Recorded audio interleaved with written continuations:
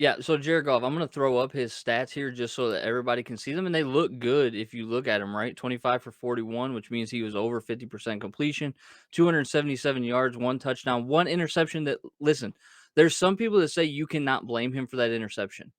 I'm gonna blame him for that interception. Do you know why I'm gonna blame him for that interception? Because there Why were is that? 17 seconds on the clock when he snapped it. He rolled out to the left, missed Hawk on an underneath route that he could have dumped it off to, and Mhm. threw it up to one player amid 3 Vikings. In that situation, it wasn't 4th down, it was 3rd and 10. You Yep. toss that ball out of bounds and you get one more play. I They was could have very had con one more play. I was So so I am confused gonna by the blame him. windup. Yeah. I am going to blame him for that interception. I'm going to put that on him. Now listen, did he play an okay game? He played an okay game. But when you look at grades that come out from PFF, when you are in a battle and a 24-28 loss, and your quarterback, who you are paying buku dollars for, is the 12th best graded player on your team, that's not good. And then if you dig a little bit deeper, Eric, and you Mhm. look at him as a passer and the grades on his passing for the entire season, Yeah. where do you think he ranks? I I want know you know the answer because we've talked about this. He's yeah, a yeah. bottom 8 quarterback. That's crazy. That's He's crazy. I definitely would've 25th in the NFL. You I know who's would've better than him passing grades? who? Carson Wentz, Ugh. David Mills are Ugh. ranked higher than him according to grades on PFF. Now listen, I know that there's a golf army out there that just loves this guy and they don't want to bash him because he's part of the Yeah. team this year. Guess what?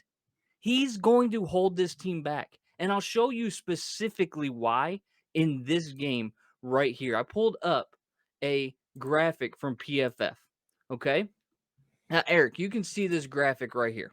Yep. Okay. This is his dissemination of passes throughout the game. What sticks out to you in this graphic? He's a check down Charlie. He's a check down Charlie. He ain't moving that ball at all down the field. So just to break down this graphic, and again, it's from PFF, so I want to make sure that they get their credit. But just to break down this graphic, the top numbers 6 of 7, 9 of 9, 2 of 4, those are his completion percentages. The Mhm. yards underneath that are the yards after catch. So Yep. he's throwing the ball short of 10 yards and picked up 55 when it went to the left, picked up 88 when it went to the middle, picked up 13 when it went to the right. But here's where I get hung up. Okay. Over 10 yards, Jared Goff was 5 for 13, less than 50% completion percentage. Did Mhm. not complete a ball outside the hashes over 10 yards. Can Mhm. only complete the ball in the middle of the field over 10 yards. And these two right here were deep crossing routes to Josh Reynolds and DJ Chark in the beginning of the game. Yeah, I was gonna say I'm just stunned by that because as much play action as they run, Right. you would think they would be willing to take a couple looks towards the end zone or at least going deep to a shark or whoever at this point. They seem to rely really heavily on Abarase Brown over the middle. He plays like that Cooper Cup role with this team, and As he they should, kind of they're because kind that's of his skill set. overusing it at this point. They're kind They of are over overusing you. it though. And Like, and you and I had this discussion, right? We got to in JMO. When JMO gets back, it's going to yeah, be a difference. It's not.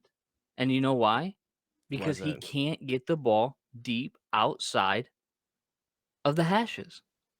He hasn't completed a pass outside beyond 10 yards.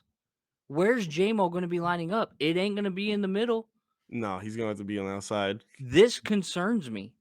This concerns me big time because when he has a 57.1 passing grade from PFF, we have a problem Hmm. because that's 25th in the NFL. 25th in the NFL. And I'm going to go back again to the fact that he had the opportunity to kill the clock in the fourth quarter and he Yes. didn't. And I'm going to keep going on this because 4th down, right? This is going to get into the Dan Campbell decision making. 4th down, end of the game, they choose to kick a field goal. You've gone for it nearly every other 4th down in that situation. Yep. Did Jared Goff go out there and make a case to stay on the field? No. You No, know he what he didn't. said? I wish that I would have because he probably would have let us. Hmm. Great. Fantastic. Probably would That's have. real leadership, pal.